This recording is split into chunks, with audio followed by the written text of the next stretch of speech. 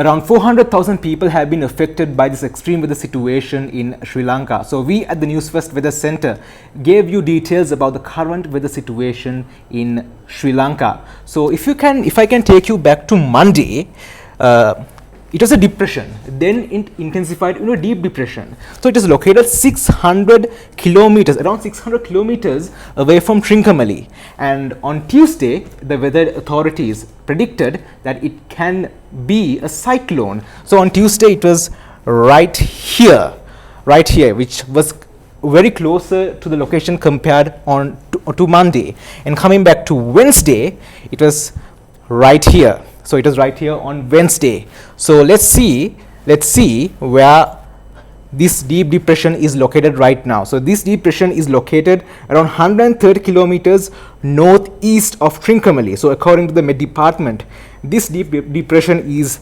likely to move slowly northwestwards closer to the east coast of Sri Lanka, and there's a possibility that this can intensify, but according to the Met Department, it is moving slowly and gradually.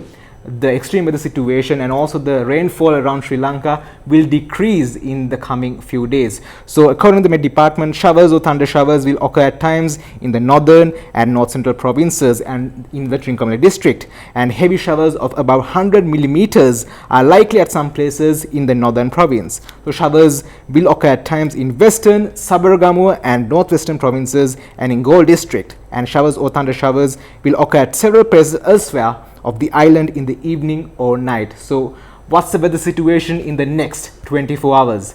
Let's have a look.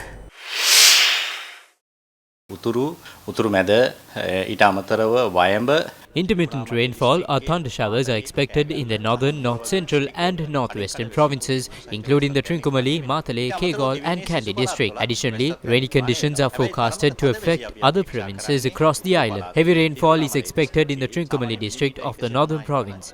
Provinces such as Matale, Kegal, including the northwestern province, may receive intermittent rainfall from 75 to 100 millimeters. Wind speeds are expected to intensify, particularly in the north and Trincomalee districts, where gusts may reach 50 to 60 kilometers per hour. In the other provinces, wind speeds could increase up to 40 to 50 kilometers per hour. යෑමේ තත්ත්වයන් තියෙනවා. අනෙකුත් පළාත්වල පැයට kilometre 40-50 දක්වා ඉහළ යෑමේ තත්ත්වයන් තමයි තියෙන්නේ. During joint operations carried out by the police and navy personnel, 2 bodies, that of the driver and a child, along with the body of another person who had gone to ensure the safety of the children, were recovered. The tractor, which was carrying a group of students from a madrasa school in Nindavur, overturned near the Mamadipalli bridge in Ampara. 5 students managed to survive, and the bodies of 4 missing students were recovered yesterday. 1 student and another person who were on the tractor are still missing. Meanwhile, the body of a 54-year-old man who had gone missing yesterday between Galloya and Moravilloya was recovered today during a joint operation conducted by the police and navy rescue teams. Newsfirst correspondent reported that paddy fields and several low-lying areas in Senanayakapura, Ampara are inundated due to floods. Approximately 300 individuals from 120 families have sought shelter at the Pandiripu Mahavidyalaya in Kalmune. Earlier today, a disaster management meeting was held at the Ampara District Secretary's office. Our primary focus has been on the 25 families in the district's rural administrative areas, roughly 45 families in total. Based on the information we have received, it is estimated that around 152,000 people have been affected by the floods over the past week. Approximately 700 homes have sustained partial damage, while about 10 homes have been completely destroyed. Paddy fields have also been destroyed. Our government's top priority is to assess the extent of these damages and provide the necessary assistance. Following the President's special instructions, all essential services have been mobilized. The Defence Force, along with key government services and civil organizations, are working together to efficiently plan and manage these operations. Our primary objective is to save lives and reduce the risk posed by natural and man-made disasters.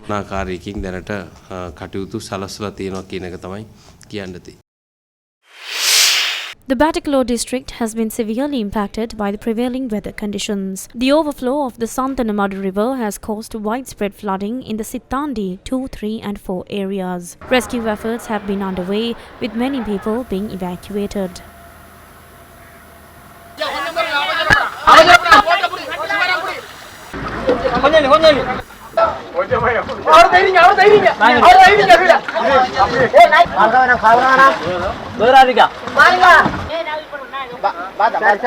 Around 315 people are seeking temporary shelter at the Sittandi Alai Mahal Vidyalaya.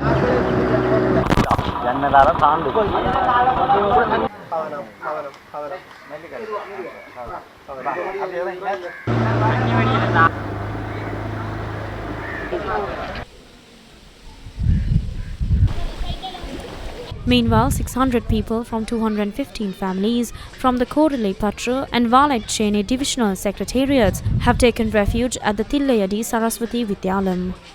According to Newsfirst correspondent, 3,787 people from 1,350 families are currently sheltered at 12 disaster relief centres across Senkaladi, Batikalo. Newsfirst correspondent also reported that the roads connecting Kaluvanchikudi to Vellaveli to Mandur have been submerged.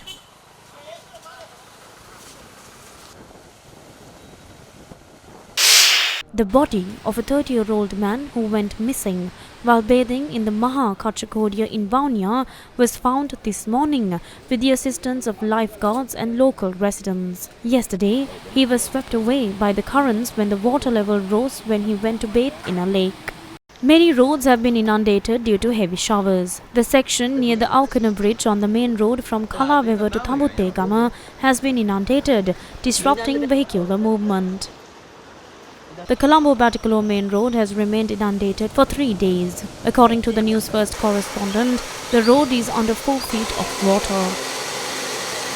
The road from Galneva to Kakirawa is inundated near the Handungama Bridge. Newsfirst correspondent said that the road was inundated with flood water levels measuring 20 feet. 2 civil defence personnel stationed at the Manampitiya sand suppliers were stranded due to flooding caused by the overflowing of Mahavali River. Following the opening of the sluice gates at the Dadru Oil Reservoir, the army took swift action to rescue 3 individuals stranded in Kobegane using boats for the operation. The Somavatiya sacred ground remains submerged. According to the Newsfirst correspondent, rescue operations are being carried out with the help of boats. Over 60 people, including monks, personnel from the Triforces and workers at the sacred site, were at the premises. The monks at the temple confirmed that everyone is safe and that all necessary facilities, including food, are available. A 3-story building in the 10th milepost in Galagedara along the Kandy Kurunagala road collapsed into the Galagedara canal. The Railway Operations Centre has announced that train services along the upcountry railway line are still restricted to Nanuoya due to the collapse of the mounds. All sluice gates have been opened due to heavy rainfall and the water is being released into the Randanigala reservoir.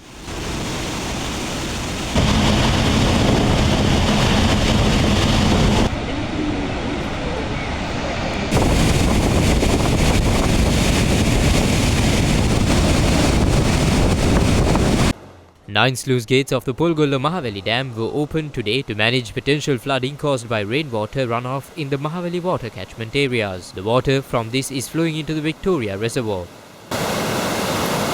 10 sluice gates of the Parakrama Samudra have been opened, with the water being released into the Ambanganga. 2 sluice gates of the Kotmale Reservoir have been opened. People residing in low-lying areas have been advised to exercise extreme caution. Newsfirst correspondent reported that 2 sluice gates of the Kalawewa have also been opened. 12 sluice gates of the Rajangane Reservoir were opened this evening due to the rising water levels. 2 sluice gates of the Yangamu Reservoir have been opened by 7 feet, releasing water into the Lunuoya with a discharge rate of 3,600 cubic feet per second. 4 sluice gates of the Dambuluoya Reservoir remain open, releasing water into the Kalaoya. Due to heavy rainfall in the water catchment areas, 6 sluice gates of the Nachadu Reservoir were opened this morning. Authorities have advised the public living near the Malwatu Oya to exercise caution. Newsfirst correspondent reported that 4 sluice gates of the Galimbidunu Avenue Divulawewa Reservoir have been opened too. Yanoya from Horopatana, Malwatoya from Tantrimale and Daduroya from Murugaswava remains in the minor flood levels. The water level of the Kalani River in Navalagam Vidya and the Nilvala River in Talgahagoda is also at a risk level. Mahavali River is at a risk level from Peradinia. Landslide red alerts issued to several divisional secretariats in 4 districts remain in effect. The affected areas include several divisional secretariats across the districts of Kandy, Mathale, Nuwara and Kegaul. Heavy showers have affected 24 districts. The latest report issued by the Disaster Management Centre shows that 401,707 people have been affected due to the heavy showers. 12 people have lost their lives due to the adverse weather conditions.